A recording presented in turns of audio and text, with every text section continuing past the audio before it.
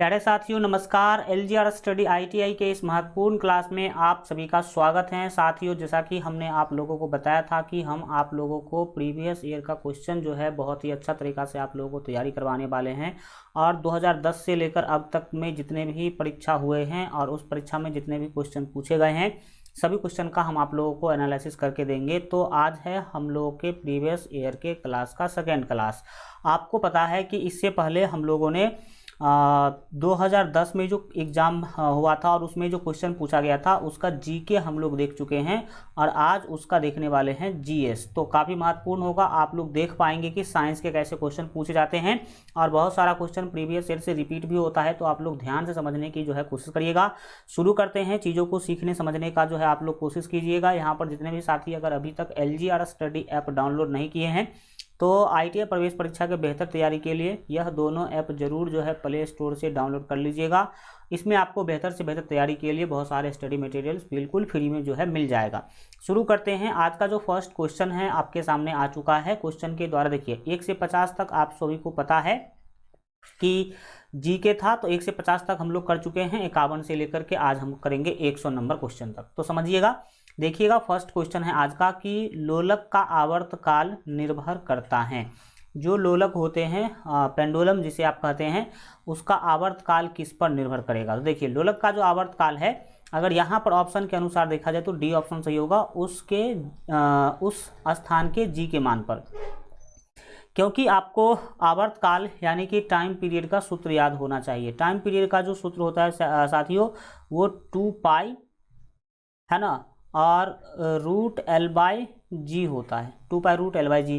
तो यहाँ पर देखेंगे तो आयाम पर, आयाम का इसमें फॉर्मूला में कोई चर्चा ही नहीं है। ऊर्जा का भी कोई चर्चा नहीं है, द्रव्यमान का भी चर्चा नहीं है, लेकिन जी का चर्चा है। यानी कि देखिए पाई तो कांस्टेंट है, दू तो कांस्टेंट है, इस दोनों का तो चर्चा ही नहीं करना है।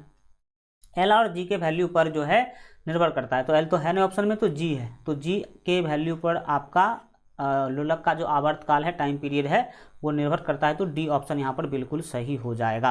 अगला प्रश्न है साथियों आपका 52 नंबर क्वेश्चन कि घरों में प्रयुक्त धारा होती है।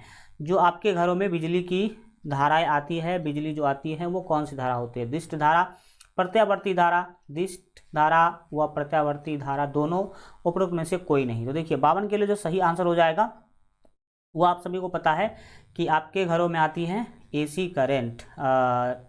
तो ये प्रत्यावर्ती धारा आपका बिल्कुल सही हो जाएगा।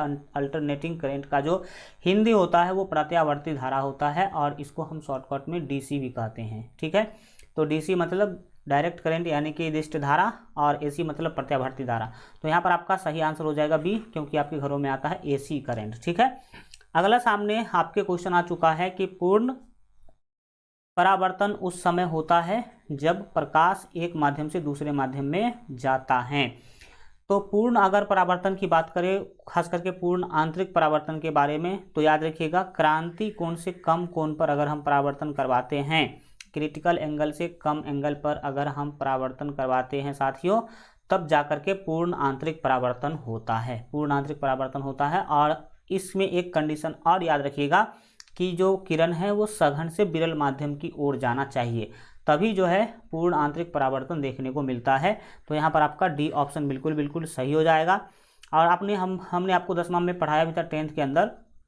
नीचे मान लीजिए जल है, नीचे मान लीजिए क्या है, जल है, और ऊपर मान लीजिए हवा है।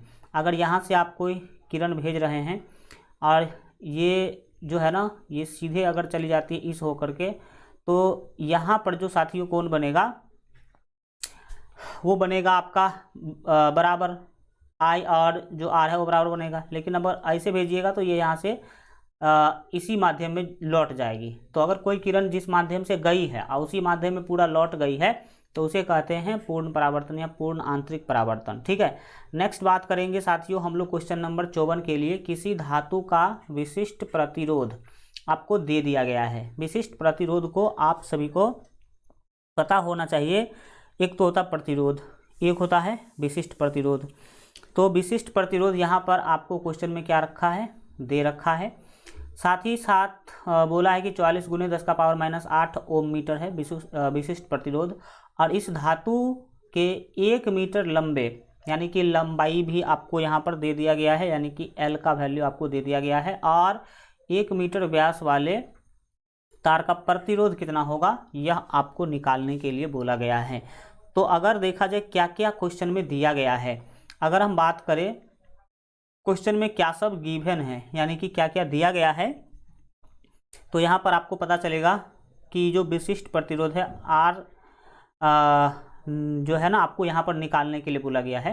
प्रतिरोध यानी कि R निकालने के लिए बोला गया है। पहले क्या दिया गया है ना, सबसे पहले उसके ऊपर साथियों क्या कर लेते हैं, हम बात कर लेते हैं कि क्या क्या दिया गया है। तो अगर देखेंगे तो यहाँ पर आपको L का वैल्यू दे दिया गया है। किसका वैल्यू, L का वैल्यू। और L का जो वैल्यू है वो 1 मीटर दिया गया है। यहाँ पर आप देख भी सकते हैं कि लंबाई जो है 1 मीटर लंबे, तो L का वैल्यू कितना दिया गया है, 1 मीटर दिया गया है। साथ ही साथ यहाँ पर आप देखिएगा तो आपको K का वैल्यू भी दिया गया है, यानी कि विशिष्ट प्रतिरोध का जो वैल्यू है वो भी आपको दिया गया है। कितना दिया गया है, 44 × 10⁻8 -8 है, सॉरी।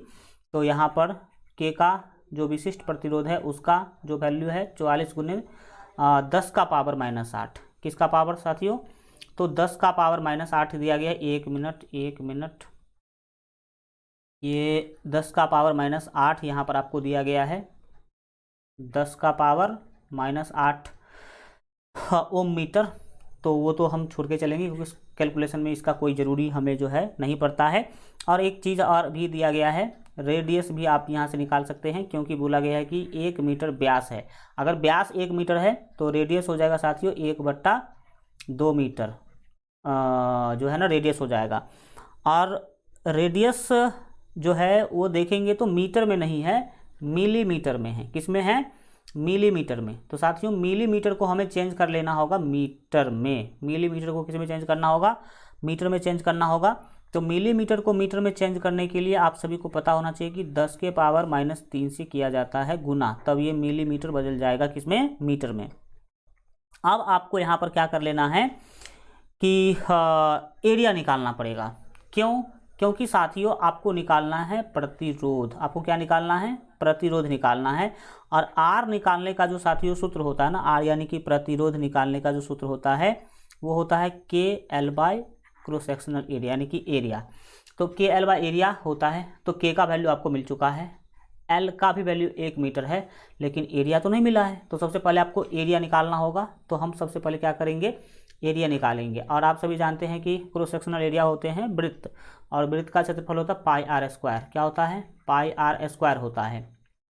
तो आप पाई का वैल्यू ले लीजिए 22/7। पाई का वैल्यू कितना लेंगे, 22/7 लेंगे। और जो रेडियस है ना वो अभी जस्ट हम लोग निकाले हैं 1/2 × 10⁻³ 1/2 × 10⁻³ अभी जस्ट निकाले हैं रेडियस। और इसका हम करेंगे स्क्वायर, क्योंकि πr² होता है। इसको अगर आप सॉल्व कीजिएगा ना, तो सॉल्व करने के बाद ये जो मिलने वाला है वो आपको मिलने वाला है, बिल्कुल ठीक है। अगर देखा जाए तो 22/7 तो रहेगा ही रहेगा, इसको रख लीजिए। और 1/2 का स्क्वायर जो है ना साथियों वो 1/4 हो जाएगा। और आप -3 देखिए, पावर के ऊपर पावर होता है तो पावर का गुना हो जाता है। तो 10⁻³ दूना हो जाएगा -6। ये हो गया आपका एरिया। मोटा मोटी अभी समझ लीजिए, इसको भी पूरा हम सॉल्व नहीं कर रहे हैं, ठीक है। इसके बाद हम निकालेंगे R। क्या निकालेंगे, तो इसीलिए R बराबर अभी जस्ट आप लोगों ने फार्मूला देखा है। क्या फार्मूला देखा है साथियों, तो KL/A। क्या फार्मूला देखा है, तो अभी देखा आपने KL/A देखा है। तो वैल्यू बैठाइए, वैल्यू अगर आप बैठाइएगा हाँ तो आपको दिखेगा K और L का वैल्यू पहले देखिए कितना है। तो K का वैल्यू है 44 × 10⁻, यहाँ पर आप देख सकते हैं कितना, 8। और L का वैल्यू है 1। तो 44 × 10⁻−8 × 1 लिखना होगा। तो लिख दीजिए यहाँ पर 44 × 10⁻−8 और गुने L का वैल्यू जो लेंथ है वो 1 था।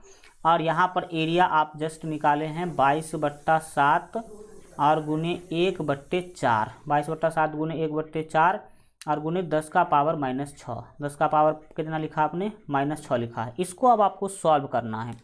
सॉल्व करिएगा हाँ तो आप देख सकते हैं बिल्कुल साथ।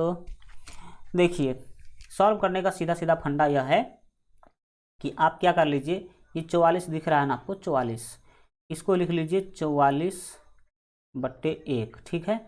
फिर ये 10 का पावर 8 जो दिख रहा है ना, इसको गुना में ले आइए और 1/, हो जाएगा 10 का पावर +8। 10 का पावर +8 क्यों हो जाएगा? क्योंकि माइनस को नीचे करेंगे तो प्लस हो जाएगा। फिर 1 का हमें कोई मतलब है नहीं। फिर ये मेन बट्टा को बदल दीजिए गुना में, तो ये सारा चीज़ पलट जाएगा। पलटने का मतलब है कि 7 चला जाएगा ऊपर और 22 आ जाएगा नीचे। फिर अगर देखेंगे तो 4 चला जाएगा ऊपर और 1 आ जाएगा नीचे। और फिर यहाँ पर ये 10 के पावर -6 का मतलब है कि ये 1/10 का पावर 6 है, तो ये 10 का पावर 6 बट्टा हो जाएगा 1। समझ में आ रहा है? 1/10 का पावर 6 है और उसको उल्टा करेंगे तो ये हो जाएगा। अब आपको यहाँ पर जो कटने उठने वाला लग रहा है, दिख रहा है, उसको काट लीजिए। तो देखिए सीधी सीधी बात है, यहाँ पर हल्का सॉल्यूशन आपको करना ही पड़ेगा। आप देख सकते हैं कि 10 के पावर 6 से 10 के पावर 8 को जब आप भाग दीजिएगा ना, तो यहाँ पर बच जाएगा 10 के पावर 2। कितने बचेंगे साथियों? तो 10 का पावर 2 बचेगा। अब इसको आप चाहेंगे तो हल्का कट खोट कर सकते हैं। देख लीजिए काट करके, यहाँ पर अगर हम काटने की कोशिश करें तो ये 22 दूना 44 कट जाएगा। फिर अगर काटने की कोशिश करें, देखिए 10 के पावर 2 का मतलब ये है 100, और 4 से 100 को भाग देंगे तो ये हो जाएगा 25 हो गया। और अगर काटा जाए तो 7 दूना 14 बचता है बिल्कुल। तो ऊपर देख लीजिए कितना बचा, हल्का हम यहाँ से ले लेते हैं। ऊपर में बचा 2 और 7, तो 7 दूना क्या हो गया साथियों? 14 हो गया। और बट्टे में आ जाएगा आपका 25। बट्टे में कितना आ जाएगा? 25। 14 को 25 से आप क्या कर लीजिए, भाग दीजिए। हल्का आपको तो कैलकुलेशन करना ही पड़ेगा। तो इसमें 14 को 25 से भाग देंगे तो 0 लेकर के 144 हो जाएगा। तो 25 पंचे लगा दीजिए। तो 25 पंचे लगा देंगे तो 25 पंचे हो जाएगा आपका 125। और फिर यहाँ पर आपका बच जाएगा 15 पर 1 0 डालेंगे तो 150, और 25 छक्के 150 हो जाएगा। ठीक है, ये काटिएगा तो आपको ऐसा मिल जाएगा।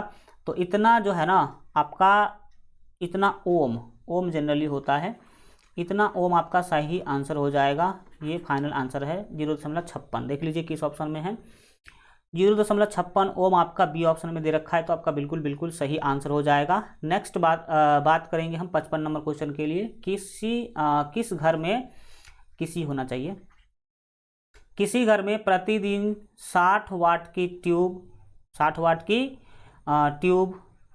4 घंटे जलती हैं और 100 वाट के 3 बल्ब, ठीक है, 2 घंटे जलते हैं। उस घर में प्रतिदिन व्यय विद्युत ऊर्जा है, मतलब प्रतिदिन विद्युत ऊर्जा का कितना खर्च होता है। यहाँ पर देखिए ट्यूब जो है ना, यहाँ पर आपको 60 वाट का बोला गया, लेकिन कितना ट्यूब है वो नहीं बोला गया। जैसे कि आप देख सकते हैं 100 वाट के 3 बल्ब जल रहे हैं, तो 100 वाट के कितने बल्ब जल रहे हैं वो तो दे दिया, लेकिन 60 वाट के कितने ट्यूब जल रहे हैं वो नहीं दिया गया। तो यहाँ पर याद रखिएगा कि 2 ट्यूब है। क्यों? अगर हमने क्वेश्चन को सॉल्व किया है तो हमें पता चला कि भाई अगर इसमें 2 ना दिया जाए ना तो क्वेश्चन ही गलत हो जाएगा।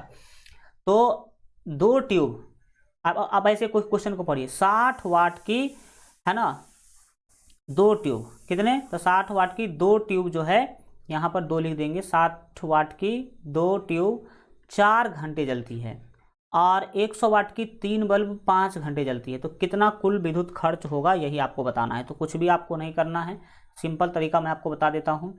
60 वाट के बल्ब है कितने? 2, कितने घंटे जलते हैं? 4 घंटे। 60 वाट के जो बल्ब है वो 2 है और कितने घंटे जलते हैं? 4 घंटे। और इसको आप भाग दे दीजिए प्यारे साथियों 1000 से, क्योंकि किलो वाट होता है ना।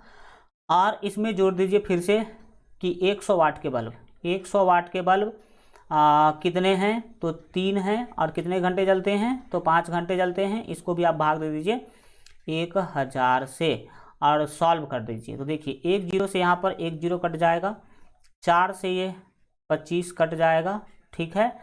अब देखा जाए तो यहाँ भी 00 से ये 00 ख़त्म हो जाएगा, 5 दूना 10 हो जाएगा। इसको सॉल्व कर लीजिए, आप सॉल्व करिएगा तो 6 दूना 12, 12 यहाँ पर हो जाएगा आपका 25, और प्लस में 3/2, 3 कितना होगा 2। तो इसको सॉल्व कर लीजिएगा आप लोग। तो सॉल्व जब आप कीजिएगा तो देखिए कि कितना आ रहा है। अगर हम सॉल्व करेंगे तो 25 और 2 का जो एलसीएम होगा वो हो जाएगा 50। 25 2 का एलसीएम कितना 50, 25 दूना 50 और 12 दूना हो जाएगा आपका 24, प्लस 2 से भाग देंगे 50 को तो 25 तिया 75, 25 तिया 75। और इसका अगर लगभग वैल्यू देखा जाए, और लगभग क्या देखेंगे, देख लीजिए पूरा ही, तो आप देख सकते हैं कि 75 और ये हो जाएगा लगभग जो है ना ये 99, और बट्टे में है आपका 50। इस 99 को लगभग मान लीजिए आप 100, 100/50 जो है वो हो जाएगा आपका 2, तो 2 किलोवाट घंटा, 2 kWh आपका आंसर हो जाएगा। तो यहाँ पर जो लगभग में आंसर है वो डी आपका बिल्कुल सही हो जाएगा। ठीक है, तो डी ऑप्शन आप यहाँ से आसानी तरीका से प्यारे साथियों क्या कर सकते हैं, तो बना सकते हैं। ओके, चलिए अब हम बढ़ेंगे आगे। अगला क्वेश्चन आप देखेंगे कि दोपहर के समय सूर्य से आने वाली किरणें से अधिक गर्मी होती है, ऐसा क्यों? क्योंकि दोपहर के समय में सूर्य जो होती है वो हमारे सर पे होती है, यानी कि परपेंडिकुलर वहाँ से आता है धूप, तो परपेंडिकुलर धूप ज़्यादा लगेगा ही। तो आपका 56 के लिए जो सही आंसर हो जाएगा वो बी हो जाएगा। क्यों? क्योंकि किरणों को वायुमंडल में कम दूरी तय करनी पड़ती है, जिससे ऊष्मा का अवशोषण कम होता है। यही आपका सही आंसर हो जाएगा परपेंडिकुलर होने के कारण। नेक्स्ट क्वेश्चन है 57 नंबर की, एक चुंबकीय क्षेत्र में उसकी दिशा के समांतर एक इलेक्ट्रॉन गति कर रहा है। इलेक्ट्रॉन पर जो है ना कैसा प्रभाव देखने को मिलेगा, यह आपको बताना है। तो 57 के लिए जो सही आंसर हो जाएगा वो डी होगा, कोई बल नहीं देखने को, कोई बल नहीं लगेगा, कोई भी बल जो है उस पर लगेगा ही नहीं। एक चुंबकीय क्षेत्र में उसकी दिशा के समांतर अगर कोई इलेक्ट्रॉन गति कर रही है तो उस पर कोई फोर्स नहीं लगेगा, क्योंकि चुंबकीय क्षेत्र रेखा होती है हमेशा एक स्वतंत्र कर्व होती है। नेक्स्ट बात करेंगे साथियों आपका 58 नंबर क्वेश्चन की, बांध की दीवार नीचे से बहुत मोटी होती है क्योंकि नदी की, हाँ बांध का दीवार जो है नीचे से मोटी क्यों होती है, इसका क्या कारण है, तो आपको पता होना चाहिए। 58 के लिए जो राइट आंसर हो जाएगा सी हो जाएगा, क्योंकि तली में जल का दाब अधिक होता है। नीचे जो नदी के जल होते हैं उसका प्रेशर जो होता है वो बहुत अधिक होता है, इसी कारण से ऐसा किया जाता है। नेक्स्ट क्वेश्चन है आपके सामने कि एक उत्तल दर्पण 1/2 आवर्धन करता है, यानी कि आवर्धन का वैल्यू दिया गया है, जबकि वस्तु दर्पण से 90 cm दूरी पर है। यदि प्रतिबिंब का माप अगर दिया जाए वस्तु से 1/3 हो, तो आपको बताना है कि ध्रुव की ओर वस्तु जहाँ वस्तु रखी है वो कहाँ पर रखी है, यह आपको क्या करना है, बताना है। तो यहाँ पर छोटा सा कैलकुलेशन करेंगे 1/f बराबर 1/v माइनस 1/u का, तो आपका जो सही आंसर आ जाएगा 59 के लिए वो ए आ जाएगा 1.8 मीटर। ठीक है, नेक्स्ट बात करेंगे साथियों हम लोग 60 नंबर क्वेश्चन के लिए, एक द्रव के पृष्ठ तनाव का मान 0 होता है। कोई भी द्रव जो है उसके सरफेस टेंशन का मान 0 कब होगा, तो इसके लिए जो राइट आंसर होगा वो डी होगा, इसके क्वथनांक पर। ठीक है, 0 होता है इसके क्वथनांक पर, इसके क्वथनांक पर अगर क्वथनांक के इतना अगर आप टेम्परेचर दे देते हैं तब ऐसा देखने को आपको मिलने वाला है। नेक्स्ट है साथियों 61 नंबर क्वेश्चन की, यांत्रिक तरंगों की चाल निर्भर करती है। जो मैकेनिकल वेव होता है, यांत्रिक तरंग होता है, उसका चाल किस बात पर निर्भर करता है, तो उसका चाल साथियों निर्भर करता है माध्यम की प्रत्यास्थता और घनत्व दोनों पर, प्रत्यास्थता और घनत्व दोनों पर निर्भर करता है, यह आप याद रखेंगे। नेक्स्ट क्वेश्चन है 62 की, दो वस्तुओं के बीच ऊष्मा का प्रवाह निर्भर करता है। दो वस्तु के बीच ऊष्मा का जो प्रवाह होगा, ऊष्मा का जो ये एक तरह से ट्रांसफॉर्मेशन होगा, वो किस बात पर निर्भर करेगा, तो 62 के लिए जो यहाँ पर आपका राइट आंसर हो जाएगा साथियों वो हो जाएगा यहाँ पर आपका सी, यानी कि उसके तापांतर पर। टेम्परेचर डिफरेंस कितना है इस पर निर्भर करेगा। अगर टेम्परेचर डिफरेंस बहुत कम होगा तो कम कम ट्रांसफ़र होगा। टेम्परेचर डिफरेंस बहुत ज़्यादा होगा, मान लीजिए कि एक बॉडी है, इसका है -3 डिग्री सेल्सियस, और इसको सटा करके हमने एक दूसरा बॉडी रख दिया, इसका टेम्परेचर है मान लीजिए 58 डिग्री सेल्सियस। तो यहाँ पर बहुत ज़्यादा मात्रा में हीट का ट्रांसफॉर्मेशन होगा, ठीक है। और अगर दोनों का अगर टेम्परेचर आसपास का ही होगा तो कम होगा, ये आप चीज़ें याद रखेंगे। नेक्स्ट क्वेश्चन है कि 100 डिग्री सेल्सियस ताप वाली 50 ग्राम भाप है ना जमकर 80 डिग्री पर जल बनाती हैं। इस दी हुई उष्मा से 5 डिग्री सेल्सियस वाले 1 ग्राम जल का ताप बढ़ जाएगा, कितना ताप बढ़ा पाएगा वो, यही आपसे पूछा जा रहा है। तो यहाँ पर जो आपका 63 का जो सही आंसर हो जाएगा वो ए हो जाएगा, यानी कि याद रखेंगे 32.8 डिग्री सेल्सियस कितना बढ़ा पाएगा, 32.8 डिग्री सेल्सियस, यह आप याद रखेंगे। नेक्स्ट 64 नंबर क्वेश्चन है कि 0 डिग्री सेल्सियस की 50 ग्राम बर्फ 20 डिग्री सेल्सियस के 50 ग्राम जल में मिला दी जाती हैं तथा मिश्रण को थोड़ा सा हिला देते हैं, तो मिश्रण का ताप क्या होगा। तो यहाँ पर जो मिश्रण का ताप देखिए दोस्तों, जनरली अगर निर्भर करने की बात है, यहाँ पर अगर आप देखेंगे 50 ग्राम पर जल से प्राप्त उष्मा का अगर बात करिएगा तो वो 50 और 1 है तो उसको इग्नोर ही कर देते हैं, 50 × 20 5 दूना 10, ये हो जाएगा 1000। और साथ ही साथ अगर आप देखिएगा कि 50 ग्राम बर्फ पिघलने के लिए आवश्यक उष्मा कितना चाहिए, तो वो हो जाएगा 50 × 80, 50 गुने कितना होगा 80। तो ये चीज़ जो है 8 पंचे 40 यानी कि 4000 के आसपास है। तो यहाँ पर इससे यह वैल्यू क्या है, कम है, तो इसमें कोई डिफरेंस, कोई मतलब ताप देखने को मिलेगा ही नहीं। तो मिश्रण का जो टेम्परेचर है वो 64 के लिए साथियों जो सही आंसर हो जाएगा वो ए हो जाएगा, 0 हो जाएगा, क्योंकि डिफरेंस यहाँ पर वो बहुत ही ज़्यादा है। नेक्स्ट बात करेंगे साथियों यहाँ पर 65 नंबर क्वेश्चन के लिए कि रेल की पटरियों के उत्तरोत्तर खंडों के बीच जगह छोड़ी जाती है क्यों। एक जैसे एक पटरी है, ये पटरी लंबा सा बिछा दिया गया, फिर यहाँ से दूसरा पटरी को ज्वाइंट करना है ना, तो क्या किया जाता है, हल्का इसमें बीच में जगह छोड़ा जाता है। क्यों, क्योंकि जब रेल के ऊपर जब ट्रेन चलती है, पटरी के ऊपर जब ट्रेन चलती है तो इसमें हीट जो है ना वो देखने को मिलता है, और हीट के कारण इसका लंबाई बढ़ जाता है, और लंबाई बढ़ जाएगा, और अगर बीच में गैप नहीं छोड़ेंगे तो पटरी उठ जाएगी, इसीलिए बीच में छोड़ दिया जाता है ताकि अगर लंबाई बढ़ती भी है तो दोनों मैनेज कर लेगा, ठीक है। तो यहाँ पर आपका जो सही आंसर साथियों हो जाएगा 65 के लिए, वो आपका सी होगा। इससे पटरियों को ऊष्मीय प्रसार के लिए स्थान मिल जाता है, ऊष्मीय प्रसार यानी कि ऊष्मा के कारण जब ये फैलती है तो इस बीच में अपना जाके एडजस्ट हो जाती है। अगर जगह नहीं छोड़ा जाएगा ना तो दोनों पटरी उठ जाएगी, इसीलिए ऐसा किया जाता है। नेक्स्ट क्वेश्चन है 66 नंबर क्वेश्चन कि पानी का घनत्व अधिक होगा यदि उसका ताप है। किस टेम्परेचर पर पानी का डेंसिटी सबसे ज़्यादा देखने को मिलता है। तो यहाँ पर 66 के लिए जो साथियों सही आंसर हो जाएगा वो आपका बी हो जाएगा। 4 डिग्री सेल्सियस पर पानी का जो डेंसिटी है, पानी का जो घनत्व है वो सबसे ज़्यादा देखने को मिलेगा, यह आप याद रखेंगे। अगला क्वेश्चन है कि 0.535 ग्राम शुद्ध 9 सादर चूने के साथ क्रिया करके NTP पर यानी कि नॉर्मल टेम्परेचर एंड प्रेशर पर कितने आयतन जो है अमोनिया देगा। तो यहाँ पर आपके 67 के लिए जो साथियों बिल्कुल सही आंसर हो जाएगा वो यहाँ पर होने वाला है बी, यानी कि 224 मिली, ये आप याद रखेंगे। नेक्स्ट क्वेश्चन है कि सुहागा का रासायनिक नाम है, सुहागा का केमिकल नाम क्या होता है। रासायनिक नाम आप बहुत सारी चीज़ों को याद रखिएगा, आगे के क्लासों में हम आपको बताते भी रहेंगे। तो सुहागा का अगर रासायनिक नाम देखा जाए 68 के लिए जो आपका सही आंसर हो जाएगा वो हो जाएगा डी, याद रखेंगे सोडियम टेट्राबोरेक्स, सोडियम टेट्राबोरेक्स आप याद रखने का कोशिश करेंगे। 68 के बाद देखेंगे हम लोग साथी 69 नंबर प्रश्न, निम्न में से है ना नवीकरणीय स्रोत नहीं है। नवीकरणीय स्रोत कौन नहीं है, यानी कि किसका फिर से पूर्ति नहीं किया जा सकता है।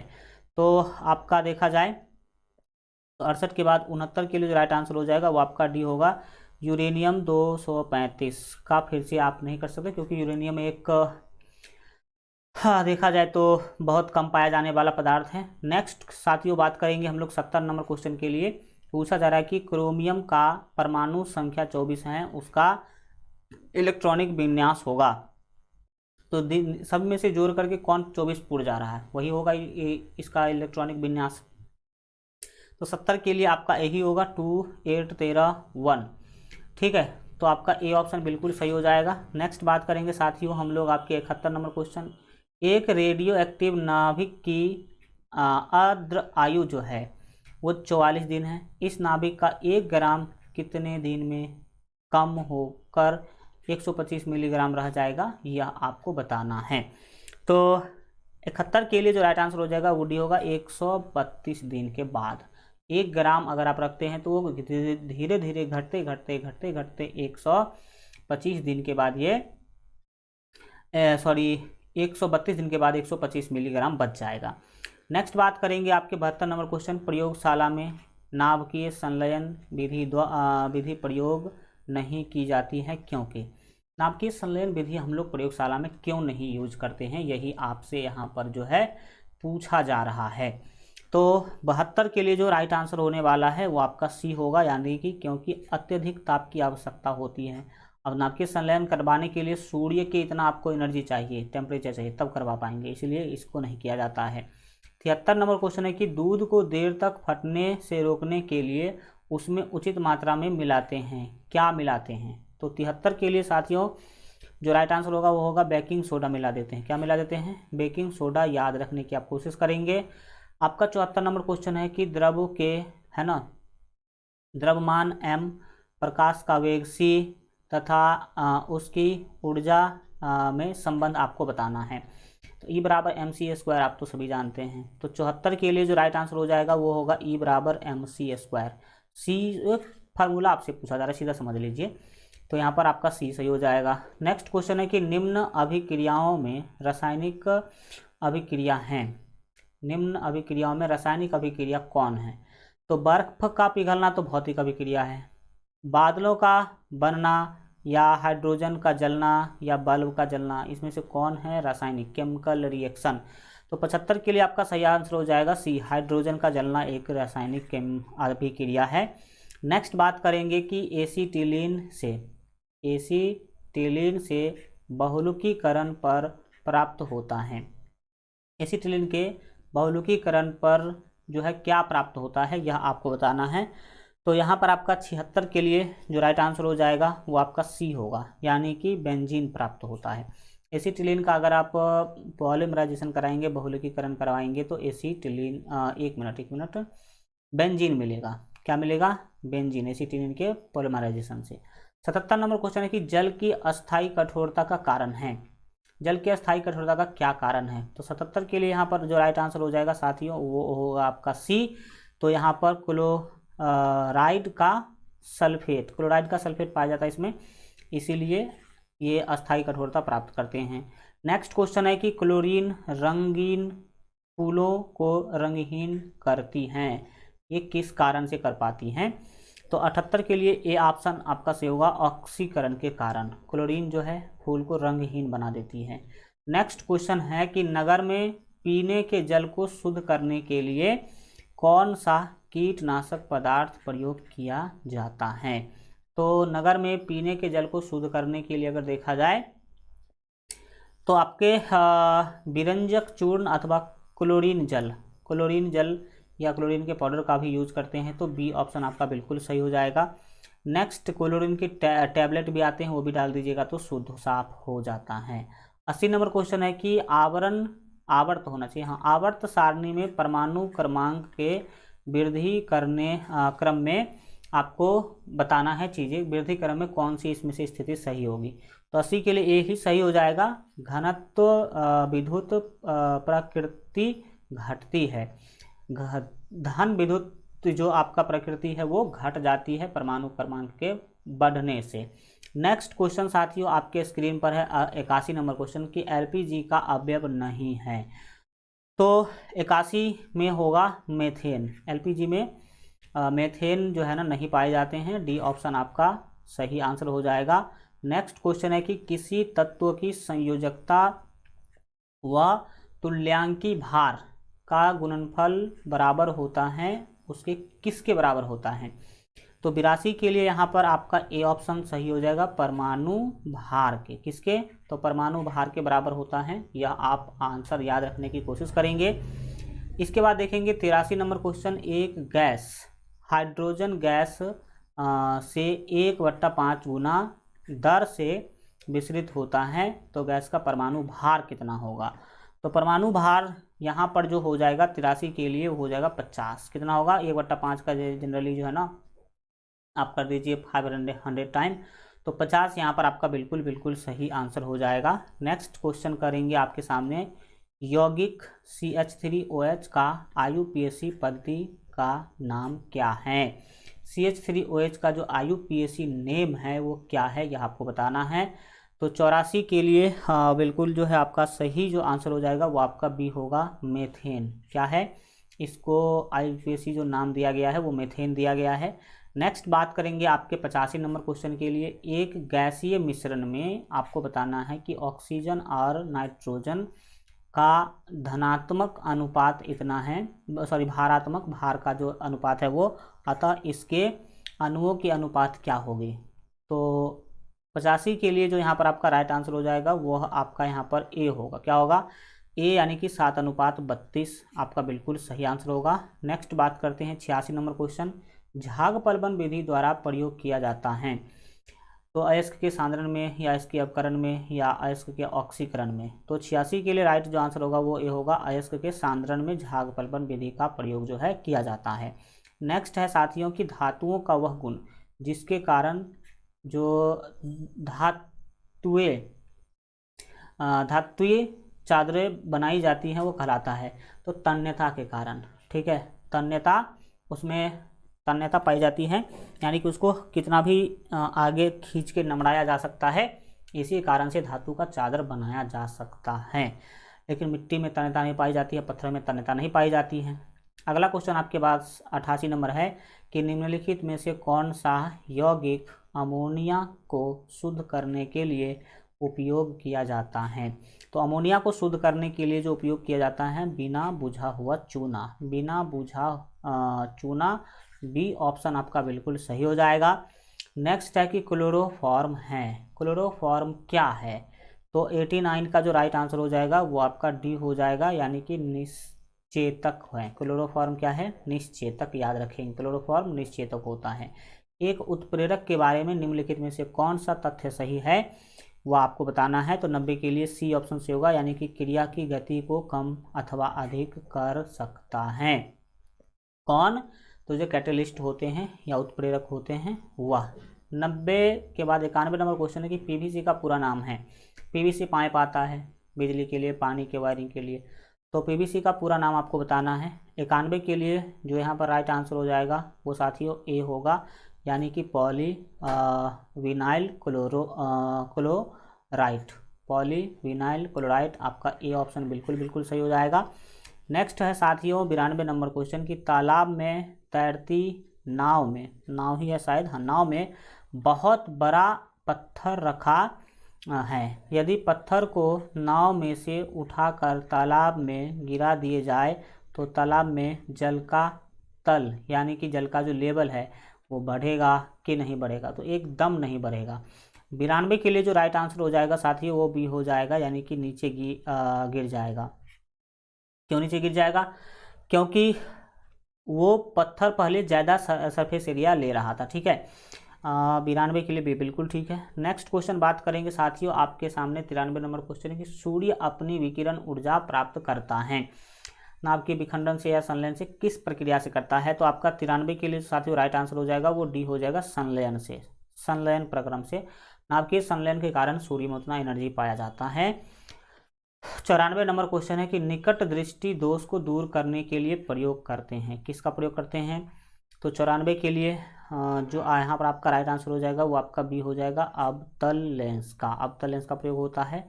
नेक्स्ट बात करेंगे कि निम्नलिखित में से प्रकाश के किस रंग की तरंगदैर्ध्य अधिक लंबी होती हैं। तो तरंगदैर्ध्य सबसे ज़्यादा लाल का होगा, तो आपका 95 के लिए जो राइट आंसर हो जाएगा वो आपका डी होगा, लाल का तरंगदैर्ध्य सबसे ज़्यादा होता है। 96 नंबर क्वेश्चन है कि तृतीय वर्ग का उत्तोलक नहीं है। तृतीय वर्ग का उत्तोलक कौन नहीं है? तो 96 के लिए राइट आंसर आपका डी होगा, कूड़ा देने की गाड़ी। कूड़ा देने की गाड़ी आपका बिल्कुल सही है, कूड़ा ढोने की गाड़ी, सॉरी। नेक्स्ट आपके सामने है 97 नंबर क्वेश्चन, यदि किसी पिंड की गतिज ऊर्जा 4 गुनी कर दी जाए तो उसका संवेग पर क्या प्रभाव पड़ने वाला है? तो 97 के लिए राइट आंसर आपका हो जाएगा बी, यानी कि 2 गुना हो जाएगा। 4 गुना अगर करेंगे संवेग गतिज ऊर्जा तो उसका संवेग बढ़ेगा मात्र 2 गुना। 97 के बाद साथियों देखेंगे हम 98 नंबर क्वेश्चन की बर्फ का, है ना, जो आघनत्व है वो है 0.9। तो जल में तैरते समय एक बर्फ की शिला का जो भाग जल में डूबा है वह कितना होगा? देखिए, अगर देखा जाए तो 1/9 भाग जल में डूबा होता है। तो 98 के लिए जो राइट आंसर हो जाएगा 9/10 भाग। तो 9/10 भाग अगर, क्योंकि यहाँ पर ये दिया गया है इसी कारण से, तो 9/10 भाग, तो 1/9 डूब ही जाता उसमें। नेक्स्ट है कि दो पिंडों के बीच गुरुत्वाकर्षण बल निर्भर नहीं होती। दो पिंडों के बीच क्या निर्भर नहीं होती है, वो आपको यहाँ पर क्या करना है, बताना है। देखिए, दो पिंडों की, अगर मान लीजिए कि यहाँ पर एक कोई पिंड है और यहाँ पर कोई पिंड रखा हुआ है, तो आप सभी जानते हैं गुरुत्वाकर्षण के कारण इस दोनों में लगेगा फोर्स। इसका द्रव्यमान अगर m है, m1 मान लीजिए, और इसका मान लीजिए कि m2 है, और बीच का जो दूरी है वो r है, तो F बराबर आप सभी फार्मूला जानते हैं, G इंटू m1m2/r², m1m2/r²। तो किस पर निर्भर नहीं करते? तो देखो, G के वैल्यू पर निर्भर करेगा, m1 m2 के गुणनफल पर निर्भर करेगा, और r² के वैल्यू पर भी निर्भर करेगा। तो किस पर निर्भर नहीं करेगा? तो यहाँ पर आपका 99 का जो सही आंसर होगा वो डी होगा, पिंडों के द्रव्यमान के योग पर, क्योंकि पिंडों के द्रव्यमान के योग से रिलेटेड इसमें कोई फार्मूला ही नहीं है। नेक्स्ट क्वेश्चन है 1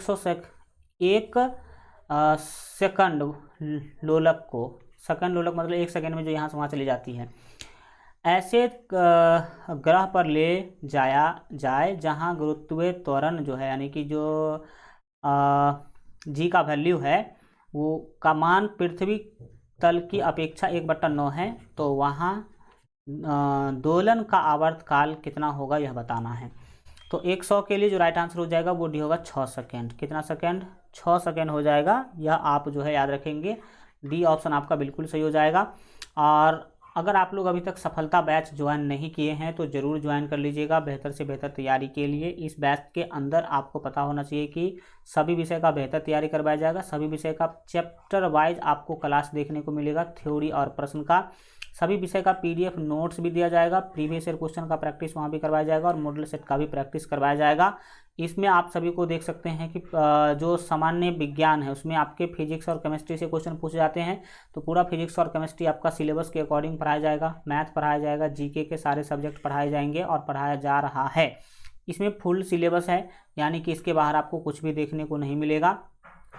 यहाँ से क्यों पढ़े? क्योंकि यहाँ पर आप जानते हैं कि 1 लाख प्लस बच्चों का जो है भरोसा है LGR स्टडी, और पिछले साल देख सकते हैं कि 83 से भी अधिक बच्चों ने हमारे जो है सेलेक्ट हुए हैं, 83 से भी अधिक बच्चे एडमिशन पाए हैं। ये आप हमारे चैनल पर जाकर के प्ले लिस्ट में भी देख सकते हैं कितने बच्चे रिजल्ट दिए हैं 2023 के अंदर।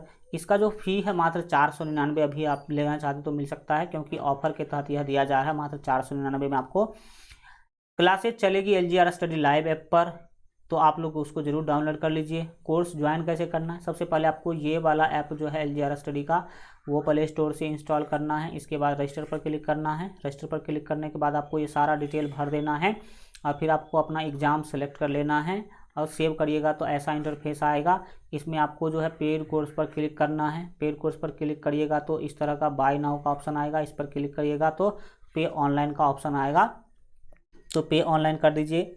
और या नहीं तो आप हमारे इस नंबर पर भी पेमेंट भेज सकते हैं, और अगर कोई दिक्कत समस्या हो तो इस नंबर पर आप कॉल कर सकते हैं। तो आप लोग ज़रूर ये सब कर लीजिए। QR कोड से भी आप पेमेंट कर सकते हैं, QR कोड यहाँ पर देख सकते हैं। Thank you so much. आशा करते हैं कि चीज़ें आपको समझ में आ गया होगा। मिलते हैं फिर हम लोग अगले क्लास में। चैनल को सब्सक्राइब कर लीजिए और बेल आइकन प्रेस करके ऑल पर सेलेक्ट कर लीजिए।